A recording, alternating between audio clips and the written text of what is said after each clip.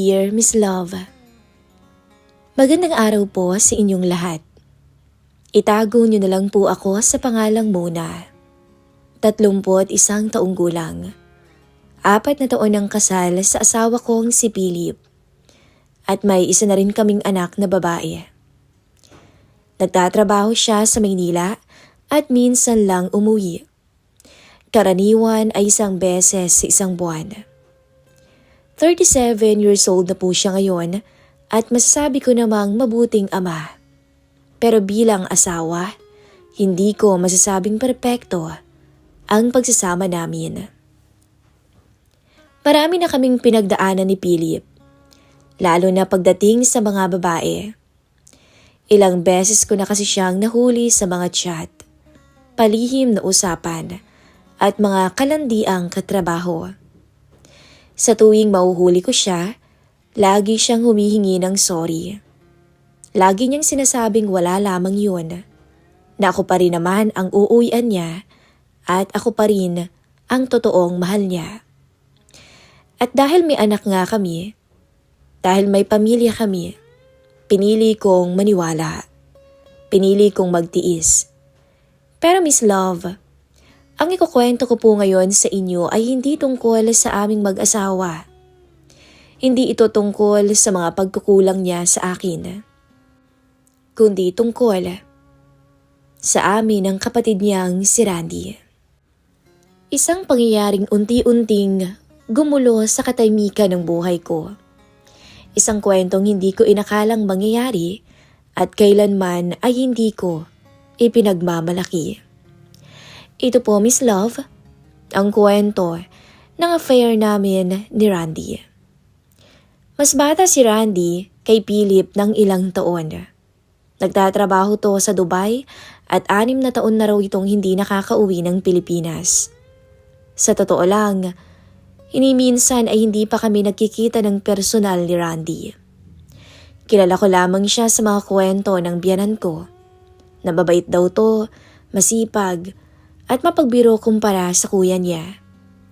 May mga pagkakataong nakikita ko siya kapag ka-video call siya ng biyanan ko, pero hanggang doon lang. Noong buwan ng Abril, umuwi si Randy ng Pilipinas. Buong pamilya ang nagtipon sa bahay ng biyanan ko. Maaga pa lang noon ay abala na kami sa kusina. Naghahanda, nagluluto at naglilinis. Hindi ko nga alam kung bakit pero may kakaibang kaba rin akong nararamdaman nung time na yon.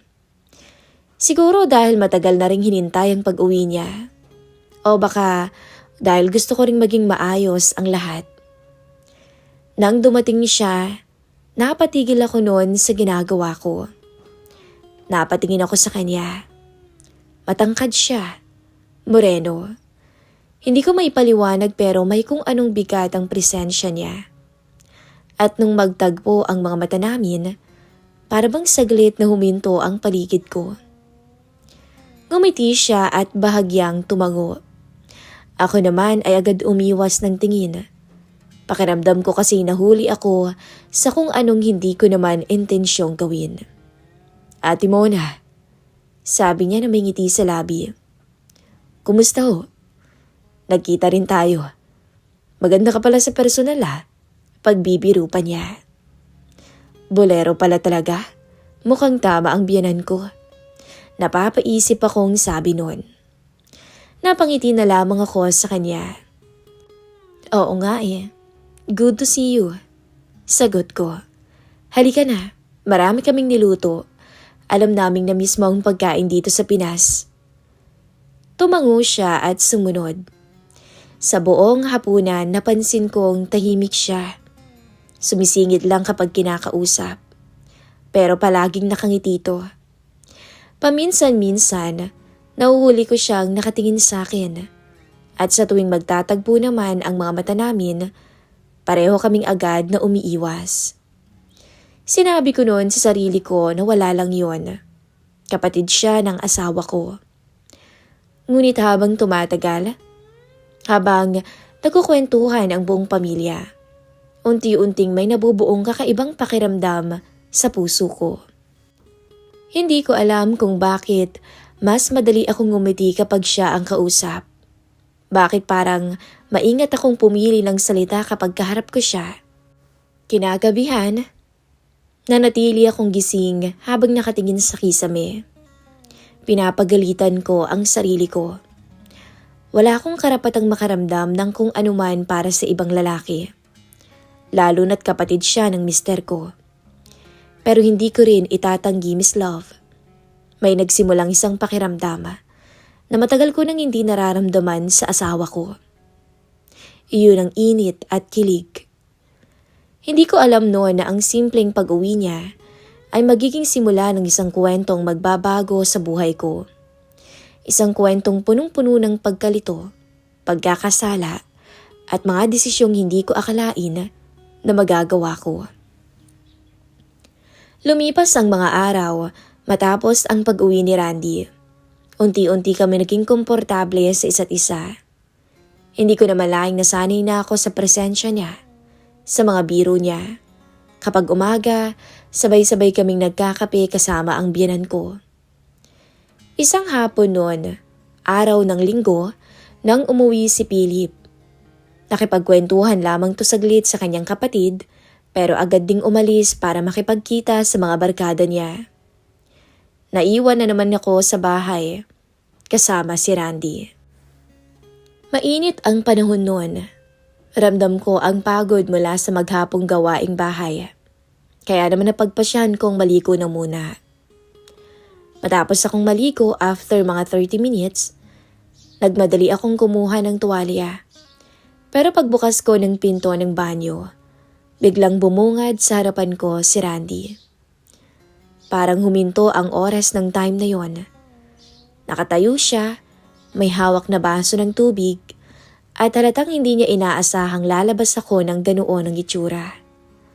Nanlaki ang mga mata niya, at agad siyang umiwas ng tingin, pero huli na.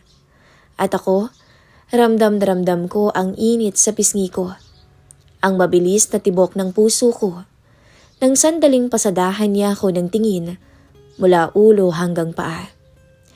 Lalo na nang huminto ang mga mata niya sa makikinis kong hita. Napakabigat ng pakiramdam ko nung mga sandaling yon. Ate Mona, pasensya ka na. Sabi niya na medyo nauutal pa. Ayos lang. Pasensya ka na rin. Akala ko kasi wala ka eh. Sagot ko na pilit kinakalma ang sarili kahit gusto ko nang maglaho ng time na yon. Mabilis akong pumasok sa kwarto at nagbihis. Paglabas ko, maayos na ang suot ko. Pero ramdam ko pa rin ang init at kakaibang tensyon sa hangin. Natahimik tuloy kaming dalawa sa sumunod na ilang minuto. Ngunit mula noon, Miss Love, may nagbago sa aming dalawa. Napansin kong madalas na siyang tumitingin sa akin. Hindi naman lantaran pero sapat para maramdaman ko. Kapag naglalakad ako sa kusina, kapag yumuyuko ako para pulutin ang nahuhulog, o kapag tatawa ako sa biro, nararamdaman ko ang mga mata niyang sumusunod. Sinasabi ko pa sa sarili ko noon na baka nag-iilusyon lang ako. Pero hindi ko maikakaila ang kaba sa dibdib ko tuwing nahuhuli ko siyang nakatingin sa akin. Madalas niya rin kasi akong biruin. Ate Mona, sabi niya minsan, sana talaga makahanap ako ng tulad mo. Tulad ko? Oo, yung maganda na, masarap pang magluto. Ayan ka na naman, puro ka talaga bola. Sagot ko nang natatawa. Totoo naman ang sinasabi ko eh. Ngumiti siya. Napailing na lamang ako at tinapik ang braso niya. Ang dami mong alam. Kung hindi nga ako nagkakamali, baka marami ka ning naging syota sa ibang bansa, no? Ang dami-dami kayong magagandang babae doon. Alam mo, Ate Mona, iba pa rin kaya ang Pinay Beauty. Mas nakakaakit yun. Lalo na kung katulad mo. Kasing ganda mo. Natatawa ulit ako noon. Pero sa totoo lang, Miss Love, may kung anong kumikiliti sa puso ko. At doon, Unti-unti kaming nagkaroon ng koneksyon. Alam kong mali ang nararamdaman ko. Asawa ako ng kuya niya. May pamilya. Pero sa bawat araw na lumilipas, mas nahihirapan akong pigilan ang sarili ko. Hindi pa man may nangyayari, pero ang mali siya ay unti-unti nang sumisiksik sa pagitan namin.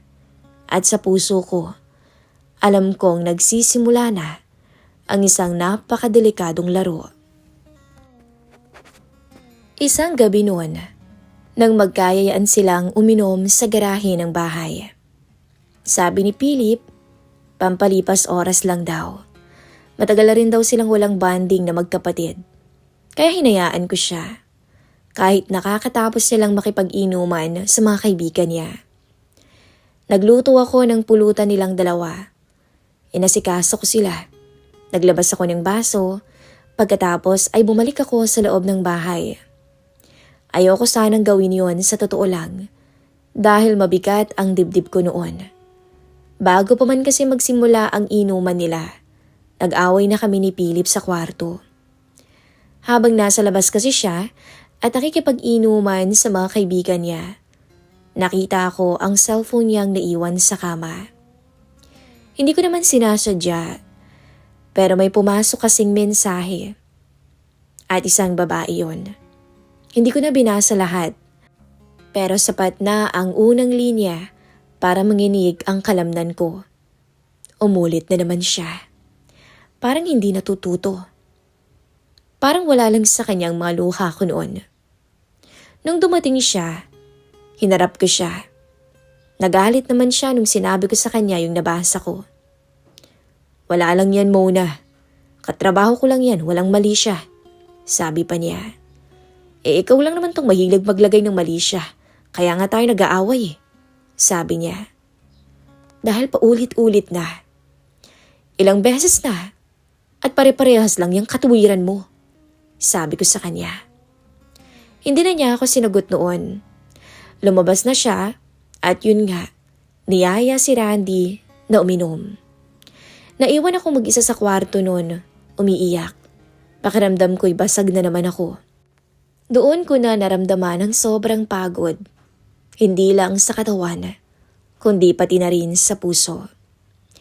Habang lumalalim ang gabi, naririnig ko ang tawanan nilang magkapatid sa labas. Mas lumalakas ang boses ni Philip. Senyales na lasing na siya. Ilang beses pa akong lumabas para mag-abot ng yelo at pulutan. Sa tuwing lalabas ako, nararamdaman ko ang tingin ni Randy. Nakasando ako nung time na yon at nakashort ng maiksi. Iba ang tingin niya sa akin nung gabing yon. Para bang may halong pag-aalala na para bang may gustong sabihin. Bandang 11:00 na ng gabi, halos hindi na makatayo si Philip. Inihiga na siya ni Randy sa may sofa sa may sala at agad tong nakatulog dahil sa pagod at kalasingan. Natahimik na ang buong bahay. Pumasok ako sa may kusina para magligpit. Nanginginig pa rin ang dibdib ko sa galit at sakit. Maya-maya, bigla kong naramdaman ang presensya ni Randy sa likod ko. Ate Mona, may hinahon niyang tawag. Ayos ka lang ba? Hindi ko alam kung bakit, pero doon bumigay ang lahat. Biglang tumulo yung luha ko. Hindi ako sumagot kay Randy. Nakayuko lang ako, hawak ang basang-basahan. Para bang doon ko binuhos ang lahat ng sakit na nararamdaman ko. Narinig ko kayo kanina eh. Sabi pa niya. Lumingon ako sa kanya. Namumula ang mga mata ko. Wasak ang loob. Ay, sanay na ako sa kuya mo. Mahina akong sabi. Matagal na. Hindi naman nagsalita si Randy. Lumapit lamang siya ng kaunti, sapat para maramdaman ko ang init ng katawan niya. Ate Mona, sabi niya na halos pabulong. Mali si kuya. Maling-mali. Doon nagsimula ang laro. Isang hakbang palapit, isang sandaling katahimikan, at isang maling desisyon na hindi na napigilan. Hindi ko na maalala kung sino ang unang kumilos. Ang alam ko lang noon, umiyak muna ako sa dibdib niya. Hinayaan kong yakapin niya ako. At sa yakap na yon, wala akong naramdaman kundi init. At ang mga sandaling yon, nakalimutan ko kung sino ba ako. At kung sino ba siya. Nakalimutan kong bayaw ko siya. Nang magtagpo ang mga mata naming dalawa, doon na ako napalunok. Maging siya. Hanggang sa hinalikan niya ako. At hindi ako pumalag, Miss Love. Bagkus, tinugunan ko ang halik ni Randy. Alam kong malaking kasalanan yon pero huli na para mapigilan pa ang sarili ko. At doon, nang gabing yon, may nangyari sa amin ni Randy. Pareho naming alam na mali pero pareho rin naming hinayaan ang mga sarili namin. Sa kusina, doon nangyari ang isang mainit at hindi ko makakalimutang sandali. Habang mahimbing na natutulog si Philip sa may sofa, ako naman ay gising na gising habang nasa kandungan ni Randy. Sa totoo lang, Miss Love, malaki ang kaibahan nilang dalawa. Di hamak naman na mas nakahihigit pagdating sa kama si Randy. At doon ako lalong nabaliw. Pagkatapos, tahimik kaming naghiwalay. Bumalik ako sa kwarto. Hindi ako nakatulog. Sa bawat segundo, tinatanong ko ang sarili ko kung ano ba yung nagawa ko. Kinabukasan, maaga kaming nagising. Parang walang nangyari. Nag-iiwasan kami ng tingin ni Randy. Si Philip naman, walang kaalam-alam. Bandang 5:00 ng hapon, nung bigla na naman siyang nagaya ulit ng inuman. "Isang bote lang," sabi niya kay Randy. "Pampawala ng hangover." Napatigil pa ako. Bumalik sa akin ang lahat ng nangyari kagabi. Tumingin ako kay Randy. Saglit kaming nagkatitigan. Walang nagsalita sa amin pero malinaw ang takot at kaba sa mga mata namin. Kinabukasan, umalis na ulit ang asawa ko. Bumalik na ng Maynila. Pagkasara niya noon ng pinto, parang may kakaibang bumalot sa bahay. Nandun pa rin naman ang biyanan ko na walang kamalay-malay sa mga nangyayari sa paligid. At nandoon din si Randy. Sinabi namin sa isa't isa na isang beses lang yun.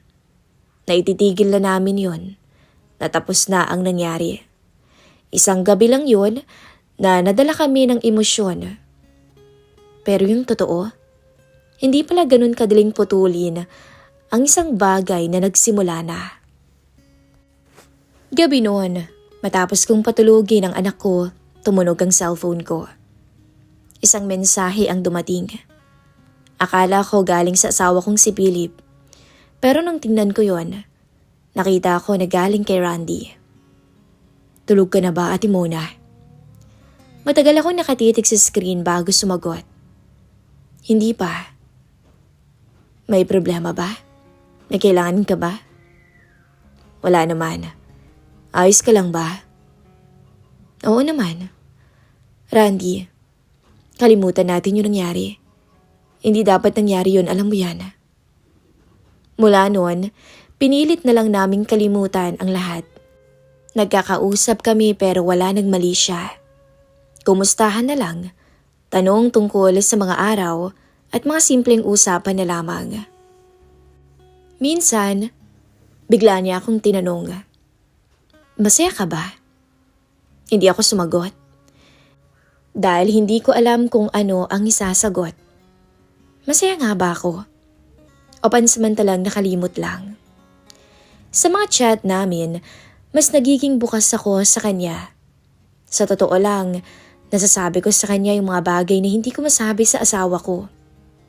Yung pagod, takot, at yung pakiramdam na mag-isa kahit may asawa. Si Randy, palagi akong pinapakinggan. Sa tuwing tatabi ako sa anak ko, naiisip ko kung anong klaseng ina ba ko. Sa tuwing gigising ako sa umaga, iniisip ko kung hanggang kailan naman kaya mangyayari to, yung ganitong buhay.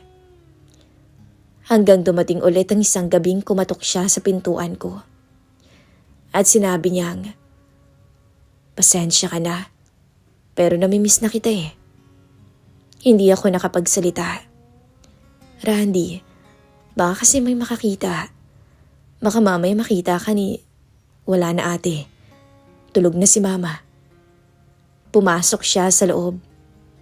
"Pwede pa ba? Kahit huling beses na. Remembrance mo na lang sa akin oh. Alam mo namang aalis na ako next week, di ba?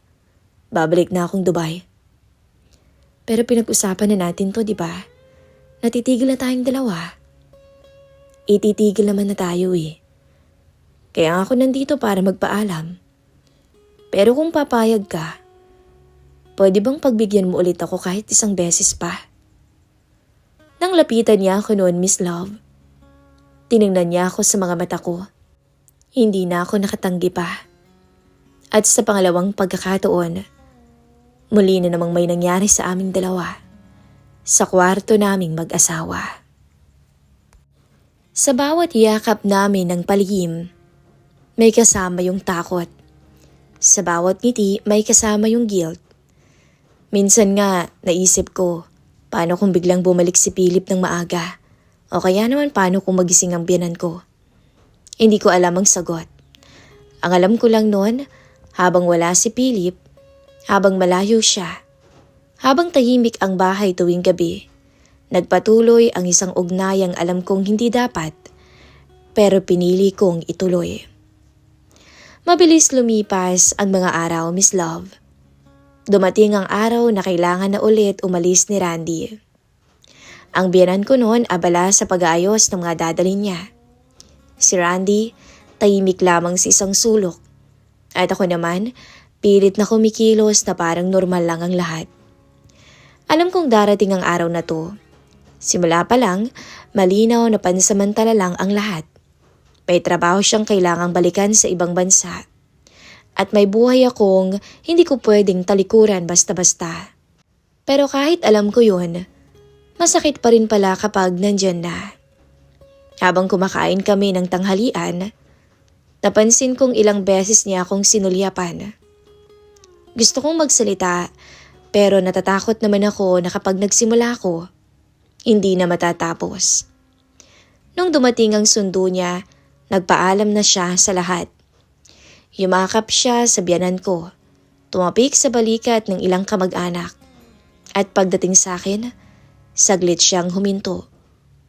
Ilang segundo yon, sapat para maramdaman ko ang bigat ng mga sandaling yon. "Mag-iingat ka ate. Alagaan mong sarili mo. Huwag kang magpapakamartir kay kuya," sabi pa niya. Natawa naman ako dahil doon. "Ikaw din, mag-iingat ka. At sana'y makatagpo ka ng babaeng mamahalin doon," sabi ko naman na pilit pinapatatag ang boses. Pagkasara ng gate, parang may parte ng sarili ko ang sumama sa pag-alis niya. Nakaupo ako sa sala, hawak ang cellphone ko. May huling mensahe siyang iniwan bago siya tuluyang mag-offline.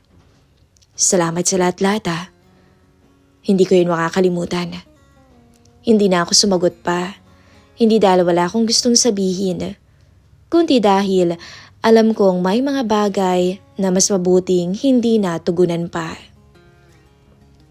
Lumipas ang mga araw, bumalik ang routine ko. After 1 month, dumating ulit si Philip mula Maynila. May dala siyang pasalubong at humihingi ng sorry sa akin. Alam niya kasing hanggang ngayon, nagtatampo pa rin ako dahil sa paulit-ulit na ginagawa niya. Nung gabing tulog na silang lahat, biglang bumalik ang mga alaala. Alaala namin ni Randy na alam kong hindi basta-basta o hindi ko basta-basta makakalimutan. Miss Love, hindi ko pinagmamalaki ang ginawa ko. Hindi ko rin naman sinisisi ang kahit na sino. Ang sarili ko nga ang sinisisi ko dahil kahit alam kong mali, ay bumigay ako sa kapatid ng asawa ko. At alam kong habang buhay ko itong dadalhin bilang bahagi na ng pagkatao ko. Minsan, tinatanong ko ang sarili ko kung nagkagusto nga ba ako kay Randy. O baka dahil dala lang ng hindi namin pagkakaintindihang mag-asawa, kaya ako nagawang pumatol sa kanya. Pero sabi nga, huli na ang lahat. Dahil nangyari na yon. Hindi na kami nagkausap pa ni Randy magmula nang umalis siya. Wala nang chat at wala na rin naman akong balita. At marahil, ganun talaga. May mga kwento na kailangang tapusin ng tahimik. Walang closure na malinaw. Ngayon, sinusubukan kong ayusin ang sarili ko ulit. Sinusubukan kong maging mabuting ina. Sinusubukan kong intindihin ulit ang asawa ko. Hanggang ngayon, dala-dala ko pa rin ang alaala namin ni Randy. Pero pinipili kong magpatuloy dahil hindi pwedeng manatili ako sa isang sandaling tapos na. Si Randy ay nasa ibang bansa na. May sarili na ulit siyang mundo. At ako, kailangan ko ring ipagpatuloy ang sarili kong mundo. Ito po ang kwento ko, Miss Love. Maraming salamat po sa pag-share ng aking kwento ng buhay dito sa inyong channel. Muli, ako po si Mona.